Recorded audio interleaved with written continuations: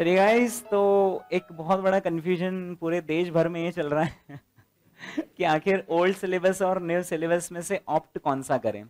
तो ये हम ऑप्ट कौन सा करें ओल्ड सिलेबस और न्यू सिलेबस में से, उससे पहले एक बार कंपैरिजन हम करके देख रहे हैं कि आखिर ओल्ड सिलेबस में क्या क्या चीजें थी और न्यू सिलेबस में क्या क्या चीजें। हम एसएफएम को लेकर विशेषकर यहाँ पर फोकस कर रहे हैं, राइट। चलिए, तो आईसीआई की वेबसाइट पर चलते हैं और यहाँ से सिलेबस डाउनलोड कर लेना। Okay, this is syllabus under revise scheme of education and training. Final में होना सर? ओके, हाँ जी।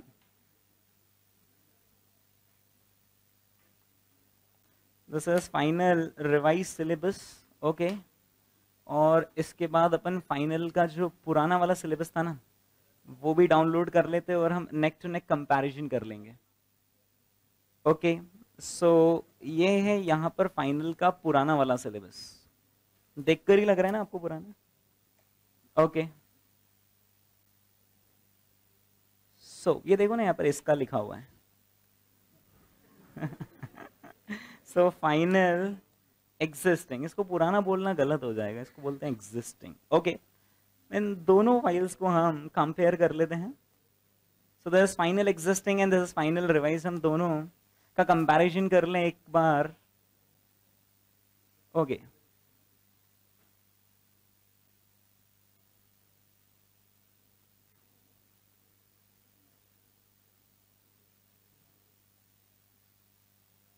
ओके, आपको मैग्नीफायर लगेगा क्या इसमें?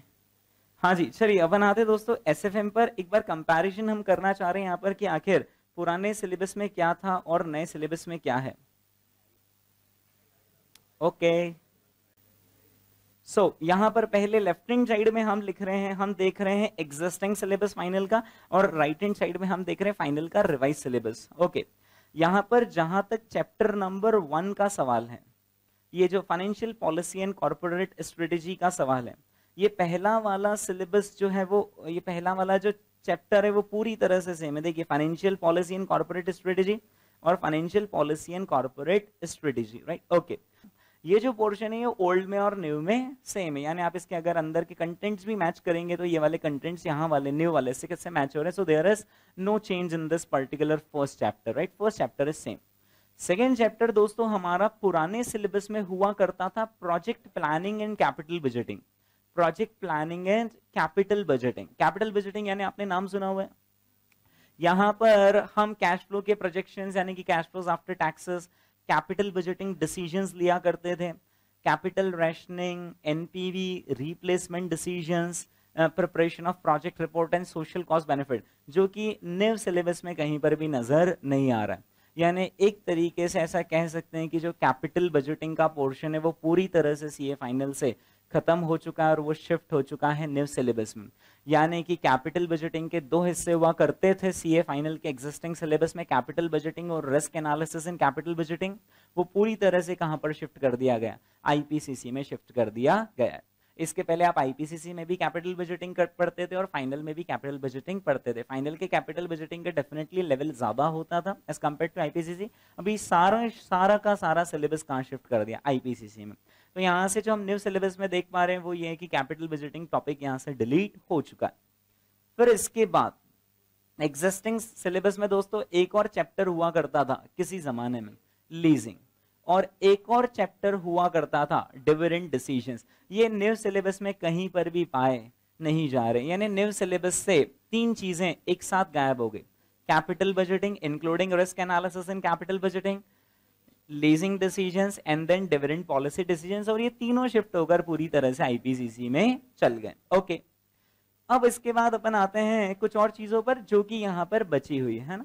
पुराने सिलेबस में, एग्जिस्टिंग सिलेबस में डिविडेंड पॉलिसी डिसीजंस का वेट रहता था 8 मार्क्स, लीजिंग का वेट रहता था 8 मार्क्स, और कैपिटल बजटिंग रिस्क एनालिसिस का वेट रहता था 8 to 12 मार्क्स। यानी मानकर चलिए 8 + 8 + 8 24, लगभग 25 मार्क्स का सिलेबस फाइनल का उठकर आईपीसीसी में शिफ्ट हो गया और उसके बदले में 25 मार्क्स की कुछ नई चीजें आई। अब इसके अलावा सारी चीजें कॉमन है, यानी जो एग्जिस्टिंग में थी वो रख ली गई। जैसे हम यहाँ पर अगर टैली करें तो इन्होंने यहाँ पर न्यू सिलेबस में इंडियन फाइनेंशियल सिस्टम लिखा हुआ है, वो इंडियन फाइनेंशियल सिस्टम में मेनली इसी चीज को कवर करने वाले हैं, यानी इंडियन कैपिटल मार्केट्स को वो कवर करने वाले हैं कि इंडियन कैपिटल मार्केट्स, बस नाम कुछ ऐसा चेंज लग रहा है, इंट्रोडक्शन टू फाइनेंशियल मार्केट। तो introduction to financial market would be mostly theoretical topic, primary market, secondary market and so on, जैसा कि यहाँ पर पाया जा रहा था एग्जिस्टिंग स्कीम में, राइट। ओके, फिर इसके बाद एग्जिस्टिंग स्कीम में कैपिटल मार्केट इंस्ट्रूमेंट्स के नाम पर डेरिवेटिव्स थे। डेरिवेटिव्स में आप देख पा रहे हैं फ्यूचर्स, ऑप्शंस थे, राइट, है ना। ये चीज न्यू सिलेबस में है, न्यू सिलेबस में ये चीज थोड़ी नीचे जाकर एक अलग से चैप्टर उन्होंने हाईलाइट कर दिया है डेरिवेटिव्स के नाम से। यानी डेरिवेटिव्स वही है जो कि हमारे एग्जिस्टिंग सिलेबस में, यहां पर देखिए ओल्ड सिलेबस में उसको कैपिटल मार्केट इंस्ट्रूमेंट के हेडिंग में कवर करते थे, अब इसको एक सेपरेट चैप्टर बना दिया। अभी तक डेरिवेटिव्स टॉपिक तो बहुत ट्रिकी होता था, लेकिन उससे क्वेश्चन इंस्टीट्यूट कम पूछता था, पर अब मेरा ये मानना है क्योंकि उन्होंने सेपरेट चैप्टर ही दे दिया तो अब इसका एक अपना सेपरेट वेट होगा, यानी लगभग इसका न्यू सिलेबस में वेट होना चाहिए अप्रोक्सीमेटली 15 मार्क्स का। इसमें जो न्यू सिलेबस में चीजें कवर्ड है, फॉरवर्ड, ऑप्शंस, कमोडिटी डेरिवेटिव्स, वो चीजें एग्जिस्टिंग सिलेबस में भी एज इट इज कवर्ड है, यानी डेरिवेटिव्स टॉपिक यहाँ पर कॉमन है। ओके, फिर इसके बाद यहाँ पर कमोडिटी डेरिवेटिव्स पुराने एग्जिस्टिंग सिलेबस में भी था और अभी भी है, और स्वैप ऑप्शंस पहले भी था और वो स्वैप ऑप्शंस अभी भी है, राइट। यानी डेरिवेटिव्स जिसको हम कहते हैं पढ़ते वक्त, वो डेरिवेटिव्स यहाँ पर बिल्कुल कॉपी हुआ है, सेम। फिर इसके बाद पुराने सिलेबस में एक चीज थी called as forward rate agreements, caps, floors and collars, वो यहाँ पर नए सिलेबस में एक सेपरेट चैप्टर में लेकर आ गए हैं। सेपरेट चैप्टर है इंटरेस्ट रेट रिस्क मैनेजमेंट। इस इंटरेस्ट रेट रिस्क मैनेजमेंट में वही कंटेंट है जो कि यहाँ पर forward rate agreements, caps, floors, collars के नाम से था, उसको यहाँ पर 12th नंबर का चैप्टर बना दिया interest rate risk management, right. यानी ये वाला पोर्शन भी सेम रखा गया, ठीक। फिर इसके बाद यहाँ पर सिक्योरिटी एनालिसिस नाम से ओल्ड सिलेबस में चीज थी, जिसमें एक था फंडामेंटल एनालिसिस, तो वो न्यू सिलेबस में भी उसी चीज को कॉपी किया गया है, वो सेम है। ढूंढते हैं यार कहां पर है फंडामेंटल एनालिसिस, आपको ये रहा। ओके, देखो सिक्योरिटी एनालिसिस चैप्टर है, सिक्योरिटी एनालिसिस में first thing is fundamental analysis and next thing is technical analysis.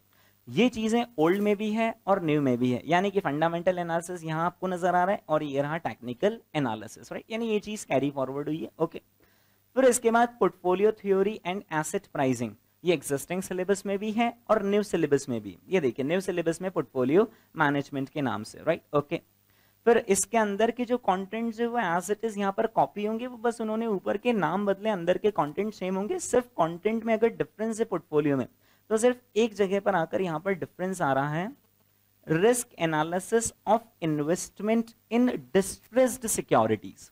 ये डिस्ट्रेस सिक्योरिटी वाला पोर्शन अभी तक कहीं स्पेसिफिकली प्रैक्टिस मैंने स्टडी मटेरियल में नहीं था, जो यहाँ पर स्पेसिफिकली इंट्रोड्यूस किया गया। और इसके जो नीचे वाला पोर्शन है, alternative investment strategies in context of portfolio management, वो यहाँ पर इंट्रोड्यूस किया गया। ये डिस्ट्रेस सिक्योरिटीज और ऑल्टरनेटिव इन्वेस्टमेंट सिक्योरिटीज सीएफए के मटेरियल में ऑलरेडी था, मेरे हिसाब से ये उसको at par with CFA and FRM curriculum लाने के लिए ये चीजें इंट्रोड्यूस की गई। फिर इसके बाद फाइनेंशियल सर्विसेज इन इंडिया नाम की एक चीज हमारे एग्जिस्टिंग सिलेबस में हुआ करती थी, वो यहां पर कहीं पर स्पेसिफिकली पाई नहीं जा रही, वो यहां पर कहीं पर स्पेसिफिकली न्यू सिलेबस में नजर नहीं आ रही। फाइनेंशियल सर्विसेज इन इंडिया, वो हो सकता है कि introduction to financial market, but very few chances कि वो यहां पर उस चीज को कवर करेंगे। फाइनेंशियल सर्विसेज इन इंडिया में वो कवर करते थे फैक्टरिंग को और कंज्यूमर फाइनेंस को। ये फैक्टरिंग वही टॉपिक है जो आप आईपीसीसी में पढ़ते थे, तो इसका डुप्लीकेशन होता था। बस आईपीसीसी में ऐसा होता था कि पढ़ते तो थे पर समझ में नहीं आता था, यहाँ समझ में आ जाता था। अब ये पूरी तरीके से फैक्टरिंग चला गया है आईपीसीसी में, अब इसका फाइनल में नामो निशान नहीं है। ओके, फिर इसके बाद दोस्तों एग्जिस्टिंग सिलेबस में म्यूचुअल फंड था, वो न्यू सिलेबस में भी म्यूचुअल फंड है। ये देखिए म्यूचुअल फंड यहाँ पर भी वहां पर, यानी म्यूचुअल फंड सेम रह रहा है। ओके, फिर इसके बाद यहाँ पर एग्जिस्टिंग सिलेबस में money market operation specifically highlight हुआ था। मनी मार्केट ऑपरेशंस के क्वेश्चन भी आते थे न्यू सिलेबस में, कहीं वो स्पेसिफिकली लिखा हुआ नहीं है मनी मार्केट ऑपरेशंस, पर फिर भी मेरे हिसाब से मनी मार्केट ऑपरेशंस कहीं ना कहीं वो somewhere in the new practice manual they must be covering, क्योंकि मनी मार्केट ऑपरेशन आईपीसीसी में तो कहीं पर कवर नहीं हुआ, और आईपीसीसी का जो रिवाइज सिलेबस आया है उसमें कहीं उसका स्पेसिफिकली जिक्र भी नहीं। तो मनी मार्केट ऑपरेशंस हो सकता है वो पार्ट ऑफ पोर्टफोलियो में कवर कर ले, राइट। फिर इसके बाद यहाँ पर दो चीजें हुआ करती थी एग्जिस्टिंग सिलेबस में, foreign direct investment, foreign institutional investment और इंटरनेशनल फाइनेंशियल मैनेजमेंट। ये जो चैप्टर हुआ करता था 11th चैप्टर, ओहो, ये जो 11th चैप्टर हुआ करता था थ्योरेटिकल पोर्शन हुआ करता था, ये वाला पूरा पोर्शन थ्योरेटिकल हुआ करता था, राइट, ओके। वो न्यू सिलेबस में कहीं पर स्पेसिफिकली नजर नहीं आ रहा है, वो न्यू सिलेबस में कहीं पर भी स्पेसिफिकली नजर नहीं आ रहा, और वैसे भी ये काफी बोरिंग चैप्टर हुआ करता था 11th। यहां पर की दो चीजें जरूर उन्होंने रख ली, इंटरनेशनल कैपिटल बजटिंग जो एग्जिस्टिंग में है और इंटरनेशनल वर्किंग कैपिटल मैनेजमेंट। वो न्यू सिलेबस में भी यहां पर देखिए आपको नजर आ रहा होगा, न्यू सिलेबस में इंटरनेशनल कैपिटल बजटिंग और इंटरनेशनल वर्किंग मैनेजमेंट, और बाकी चीजें उन्होंने यहां से हटा दी है। फिर इसके बाद दोस्तों forex topic as it is copy हुआ है, उसमें कोई चेंज नहीं, पिछली बार भी फॉरेक्स टॉपिक था एग्जिस्टिंग सिस्टम में, यहां पर भी फॉरेन एक्सचेंज टॉपिक आपको नजर आ रहा है, बस उसका थोड़ा सा कुछ भी, यानी उसके अंदर के कंटेंट उन्होंने जो लिखे हुए वो पुराने वाले से मैच करते हैं, मतलब थोड़ा सा वो ऊपर नीचे उन्होंने करा है, बट उसका 100% कंटेंट फॉरेक्स चैप्टर का सेम है, उसमें इतना सा भी चेंज नहीं है।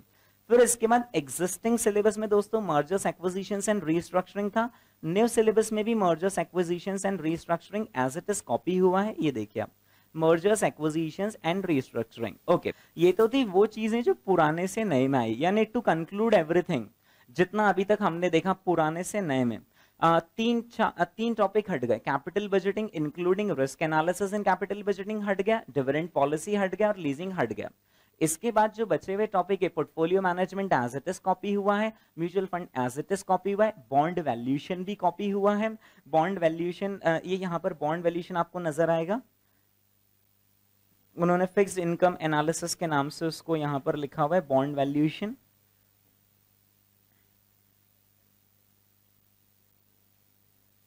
ये valuation of debentures, valuation of debentures and bonds, इसमें बॉन्ड वैल्यूएशन कवर्ड है। हाँ, डेरिवेटिव्स एज इट इज उठकर आए, डेरिवेटिव्स के जितने सारे सब पार्ट्स है वो भी सारे एज इट इज उठकर आए, forex chapter as it is उठकर आया है। फिर इसके बाद वाले जो थे कैपिटल बजटिंग वो हट गया, लीजिंग हट गया, और फिर इसके बाद बिजनेस वैल्यूएशन एक टॉपिक था जो पिछले सिलेबस में भी स्पेसिफिकली कहीं लिखा हुआ नहीं था, पर उससे खूब क्वेश्चन आते थे, यानी ऐसे भी अटेम्प्ट हुए जिसमें कि 24 मार्क का 28 मार्क का बिजनेस वैल्यूएशन ही पूछ लिया। वो बिजनेस वैल्यूएशन टॉपिक यहाँ पर भी कवर होना चाहिए वैल्यूएशंस में, क्योंकि इन्होंने हमें सिक्योरिटी वैल्यूएशन लिखा, तो सिक्योरिटी वैल्यूएशन में बिजनेस वैल्यूएशन आ जाता है, बिजनेस वैल्यूएशन भी यहाँ पर सेम कॉपी हुआ है, जैसे कि कैश फ्लोज का फोरकास्ट करना, डिस्काउंटिंग रेट का सिलेक्शन करना, ठीक है। तीन चीजें डिलीट हुई है, बाकी सारी चीजें एग्जिस्टिंग सिलेबस की कॉपी हुई है ना। फैक्टरिंग एक वैसे ही मिसलेनियस टॉपिक था, वो यहाँ से हटा दिया गया। अब वो देखते हैं वो चीजें जो नए सिलेबस में नहीं आई है। नए सिलेबस में दोस्तों first topic as it is copy हुआ है, ये second topic is more of a theory, मतलब इसकी थ्योरी काइंड ऑफ सेम ही रहेगी जो एग्जिस्टिंग सिलेबस में थी।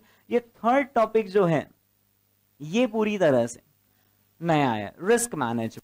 इसमें रिस्क मैनेजमेंट में हम फर्म की रिस्क मैनेजमेंट के बारे में पढ़ेंगे कि फर्म के कितने आउटस्टैंडिंग से उस रिस्क को कैसे मैनेज करना, कितना समय, and so on, value at risk का कॉन्सेप्ट है। ये वो सेम कॉन्सेप्ट है जो कि सीएफए के सिलेबस में कवर्ड है ऑलरेडी, और वो हमारे यहाँ पर सीए फाइनल के एसएफएम में लेकर आए। रिस्क मैनेजमेंट का कॉन्सेप्ट प्योरली एक नया चैप्टर इंट्रोड्यूस हुआ है। इसके बाद जो फोर्थ चैप्टर है वो सेम है, security analysis. Fourth chapter security analysis same है, fifth chapter security valuation same है, sixth chapter portfolio management same है। इसके बाद सेवेंथ चैप्टर है which is related to securitization. Securitization आपने आईपीसीसी में ट्रेलर देखा होगा, सिक्योरिटाइजेशन का कुछ थ्योरी पढ़ाते, वो सेम चीज यहाँ पर थ्योरी पोर्शन यहाँ पर इंक्लूड हुआ है। डेट सिक्योरिटाइजेशन आपने सुना होगा, सिक्योरिटाइजेशन को यहाँ पर उन्होंने स्पेसिफिकली एक चैप्टर बनाकर इंक्लूड किया है, लेकिन इस चैप्टर के पूरी तरह से जो कंटेंट लग रहे हैं वो मोस्टली थ्योरेटिकल लग रहे हैं, सिवाय एक चीज जो उन्होंने यहाँ पर प्राइसिंग ऑफ सिक्योरिटाइजेशन इंस्ट्रूमेंट्स क्या है वो प्रैक्टिकल है। वो प्राइसिंग ऑफ सिक्योरिटाइजेशन यहाँ पर प्रैक्टिकल है, otherwise securitisation topic is theoretical. Mutual fund same copy हुआ है, डेरिवेटिव सेम कॉपी हुआ है, फॉरेक्स सेम कॉपी हुआ है। इंटरनेशनल फाइनेंशियल मैनेजमेंट हेडिंग नया है, लेकिन जो उसके कंटेंट है वो मोस्टली कंटेंट ऑलरेडी कवर्ड थे। जैसा हमने देखा था इंटरनेशनल कैपिटल बजटिंग कवर्ड है और international working capital management already covered है।